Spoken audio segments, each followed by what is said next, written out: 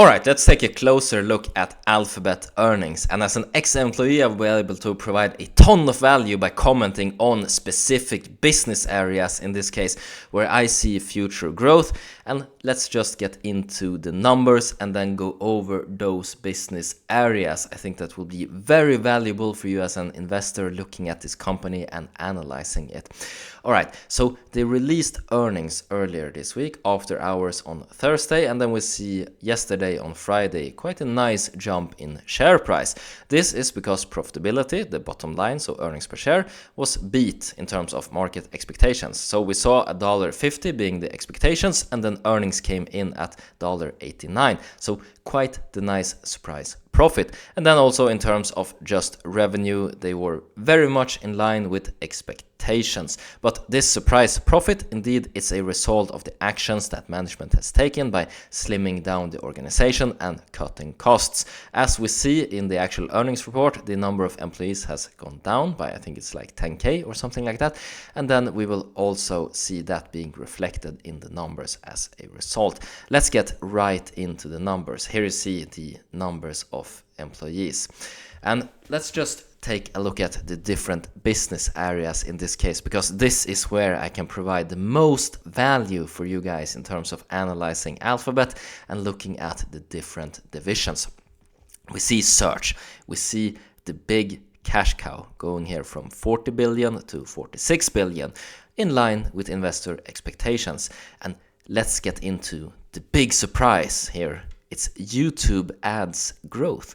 I think that we're seeing quite nice top line here in terms of going from 6.6 billion to 8 billion in this case.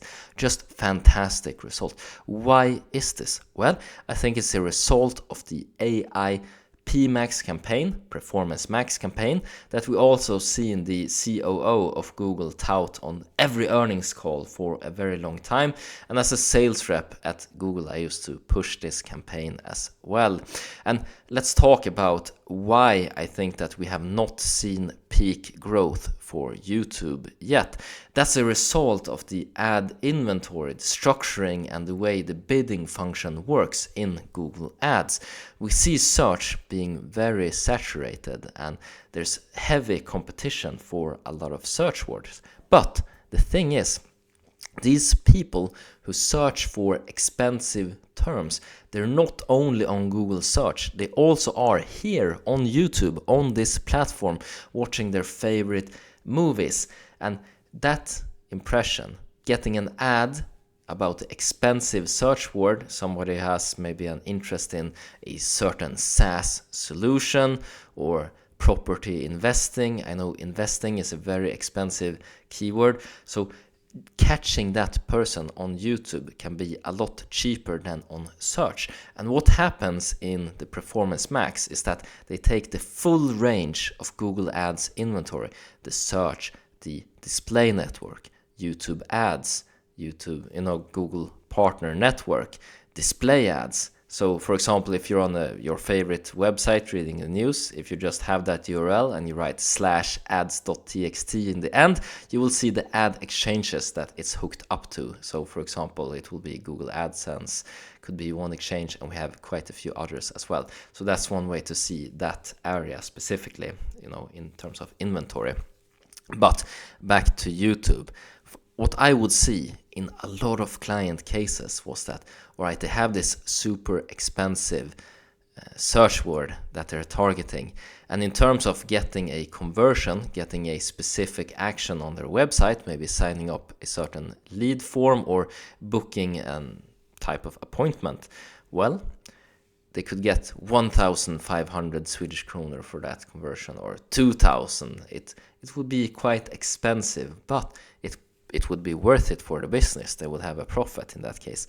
However, when also expanding ad inventory to utilizing YouTube as well, I saw that I was able to get the cost down to 500 for a conversion instead, and just huge success. Made sure that the customer was able to get good results, and that indeed increased willingness to spend. And this is what we're seeing in terms of that Performance Max campaign for small businesses. Large businesses have already adopted this. I think that it's still in the SMB area where there's plenty of room to grow. And I also think that Shorts specifically is underutilized in YouTube. So there's more room for top line revenue growth in this case. And I think that we will see potential for future nice growth on YouTube, as we see that some advertisers will jump into the short space and they will add the short format to their Performance Max campaigns. They will see good results since it's cheap. You can buy the impressions for very little currently. And then as the inventory matures, there is more bidding, well, then it will be normalized results for advertisers once again. So YouTube, still plenty of room for growth for this reason, and that's why I think we're seeing a big surprise in terms of top line growth here on YouTube. Then also I have to comment on the cloud division. We're seeing 20-something% growth in that case, and it's a bit disappointing for investors. Most quarters, this quarter was okay, but I still think that they can grow a lot faster. We see them having small market share compared to Azure and AWS, and those giants are continuing to take big market share even though they are more mature, more larger, and Google should be able to offer Google Cloud as part of Google Workspace, do some sort of backup for that type of small data, 2 terabyte, 3 terabyte, small backup solutions, having certain VMs being spun up in the cloud using some sort of compute as well. I mean, they have plenty of room to grow indeed, but I think that the problem here is the sales structure of the Google Cloud sales team. For example, the enterprise sales rep at Google Cloud will have hundreds of clients. I know, right? That's just a bad structure in my opinion. For example, if you compare this to traditional data center vendors such as Dell Technologies or HPE, you will see that the enterprise sales rep there has 4 to 7 accounts. And what this means in business terms is that the Google Cloud sales rep is just putting out fires. They are responding to RFPs, requests for proposal from the big enterprise deals, and just sending in some sort of price quote. Whereas the enterprise sales reps who have more time will be with the client when they write the actual proposal.